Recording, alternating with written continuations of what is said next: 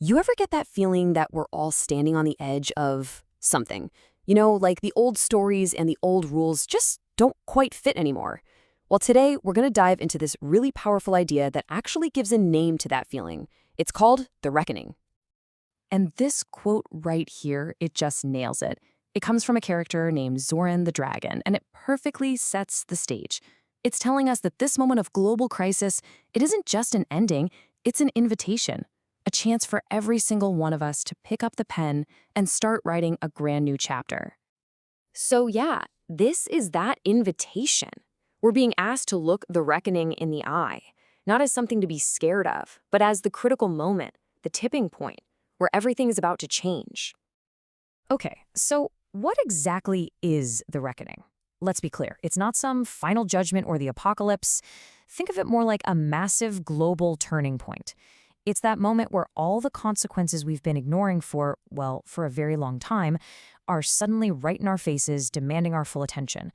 All those systems we thought were rock solid are shifting in a huge way. And this reckoning, it's not happening in a vacuum. It's exposing just how fragile four gigantic, interconnected systems really are. I mean, these are the pillars that hold up our world. So let's break them down one by one. First up, we've got the one we can all feel, the most visceral one, climate. The source material calls it the fire beneath. And wow, that just perfectly captures this feeling, right? It's like the very ground rules of our planet are being rewritten right under our feet. And listen, this goes way beyond just talking about warmer weather. We are talking about thresholds on a mythic scale. The Amazon rainforest, the lungs of our planet, is getting dangerously close to a point of collapse. The Arctic ice, which is basically our global air conditioner, is at risk of vanishing. We are getting closer and closer to these irreversible tipping points that will literally rewrite the rules for life on Earth. But here's the thing, the reckoning is also a choice, a huge one. On one side, you've got these terrifying, irreversible tipping points. But on the other side, there's the potential for positive tipping points. Things like a massive, widespread shift to renewable energy or focused community action that can tip the balance back toward healing. The choice, believe it or not, is ours. All right, let's move on to the second world that's on the brink, culture. This one's called the mirror cracked.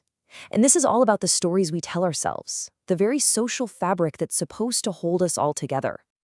Our culture is really our shared memory, our shared understanding. But what happens when that memory gets shattered by misinformation? What happens when polarization gets so bad that we can't even agree on basic facts? Our shared meaning just breaks down. The reckoning here is this incredibly urgent need to repair that communal mirror, to somehow find our way back to shared truths. Third is the economy, which the source calls the giant's shadow. Now, we tend to think of the economy as this unstoppable force of nature, right? But the argument here is that it's actually a myth, a really powerful story about value that we've all just kind of agreed to believe in. The reckoning hits when that myth, that story, starts to break under the immense strain of inequality and environmental destruction. And it forces us to ask a really fundamental question. What do we actually value? Is it possible to create an economy that honors life, that honors human dignity, and not just the short-term bottom line? And that brings us to our fourth and final tipping point, the newest one, the one that's moving at lightning speed, artificial intelligence. It's described as the mirror that thinks.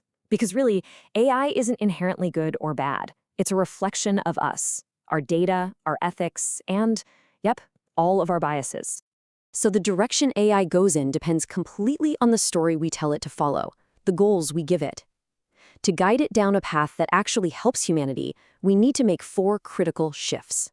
We need to align its mission with the health of the planet, build in science-based defaults, demand government accountability, and get communities involved in its design. Okay, so we're facing these four massive, world-altering tipping points. It is so easy to feel completely overwhelmed. I get it. But this explainer isn't just about listing the problems. It's about showing a way forward, a personal call to action called the Dragon's Trial. Because this is the question, isn't it? It's the one on everyone's mind. It's one thing to understand all these problems, but what can any one of us actually do about it? How do we take that pen and start writing that new story we talked about? Well, the Dragon's Trial gives us four really clear steps. First, draw the edge. Take a moment and visualize a tipping point you're personally facing. Second, name the shift. Pinpoint a specific change you see happening out in the world. Third, write the new myth. Let yourself imagine a better future. Write it down as a story or a poem. And fourth, and this is crucial, share the flame. A new myth can't grow in the dark. Tell someone. This is how we take these huge abstract ideas and make them real. And that is the whole point, isn't it? This isn't just about sitting back and analyzing what's wrong with the world. It's about jumping in and actively participating in creating a new story. It's about realizing that our individual voices, our visions, they matter now more than ever. This poem really just captures the spirit of this entire thing so perfectly. The old myths, the old stories, they just don't make sense anymore. And that gives us both this huge responsibility and this incredible opportunity to write new ones. The reckoning isn't the end of the story. It's the climax. It's the moment where the choice we make right now will define everything that comes next. So we're going to end with this last thought.